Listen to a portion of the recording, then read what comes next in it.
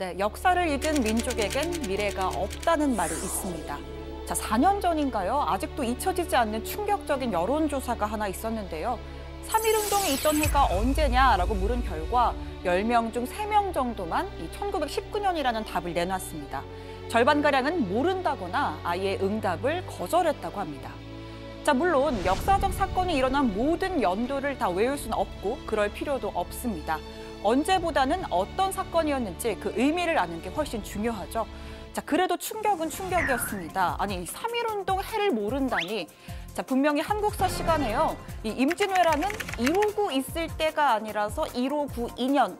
3.1운동은 아이고 일어나라 해서 1919, 1919년 이렇게 외우지 않았던가요? 자, 정리하겠습니다. 3.1운동은 1919년 기민년에 시작됐습니다.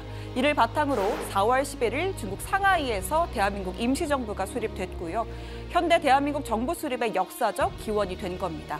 그런데 이에 앞서서 이 3.1운동 독립선언서의 기본이 된, 즉 3.1운동의 도화선이 된 사건이 있었으니 그게 바로 일제의 심장 도쿄에서 나온 28 독립선언입니다. 자, 100년 전 오늘 조선인 유학생 600여 명이 제1본 도쿄 조선 YMCA에 모여서 독립선언서를 발표했습니다. 2천만 민족을 대표해 세계의 만국 앞에 조선의 독립됨을 선언하노라. 자, 이후 일본 경찰의 학생 수십 명이 체포됐지만 만세 소리는 멈추지 않았습니다. 이렇게 적국 수도에서 독립을 외친 학생들의 용기가 조선 본토를 울렸고 결국 3.1운동으로 이어지는 기폭제가 됐습니다. 문재인 대통령이 오늘 페이스북 글을 통해서 28 독립선언 100주년을 기렸습니다. 100년 전 오늘 조선 유학생들이 일본에서 낭독한 선언서는 독립운동의 화투불을 밝히는 불쏘시개가 됐다면서 독립선언을 실행한 도쿄 조선 청년독립단 11분의 이름을 하나하나 기억하겠다고 덧붙였습니다. 자, 오늘 서울과 일본에선 기념 행사가 동시에 있었습니다. 먼저 서울인데요. 이 서울 YMCA에 한국독립유공자협회, 또 28 독립선언 100주년 기념사업회 관계자들과 이병구 국가보훈처 차장이 자리를 했고요. 또 정치권에선 정세균 전 국회의장과 홍영표 더불어민주당 원내대표가 참석해서 그 의미를 기렸습니다. 100년 전 2월 8일 일본 제국주의 심장 중심부인 동경에서 우리 한국 유학생들이 독립 선언을 할 때 그때 어떤 어려움이 얼마나 컸을까. 참으로 위대한 조상을 가진 그런 한국인이다. 분단 70년의 아픔과 전쟁의 위협도 이제는 걷어져야 합니다.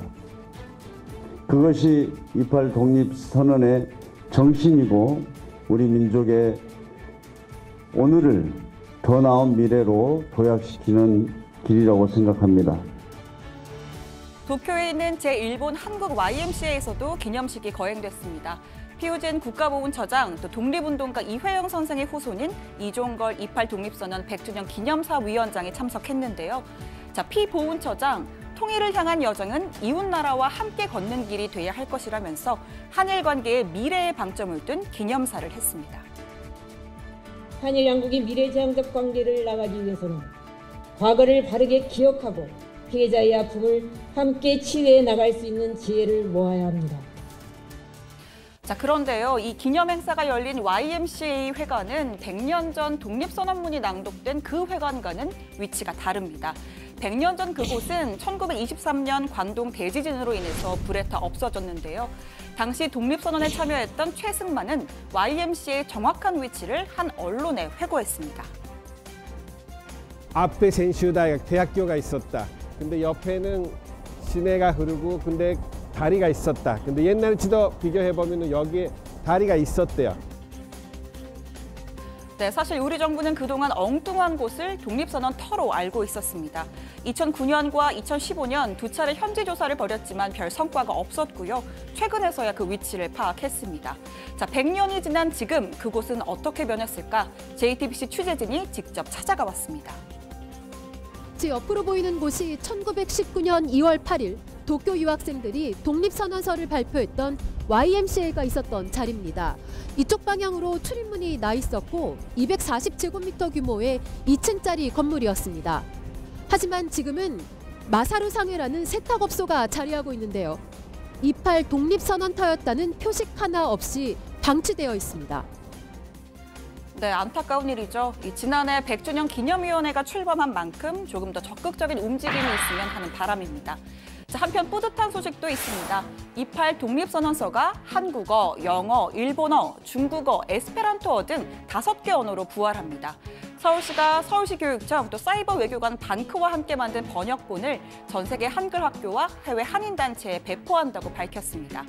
또 배우 송혜교 씨와 서경덕 성신여대 교수도 28 독립선언 100주년 기념 안내서 만부를 한국어와 일어로 제작해서 도쿄 시내 민박집 10곳에 기증했다고 합니다.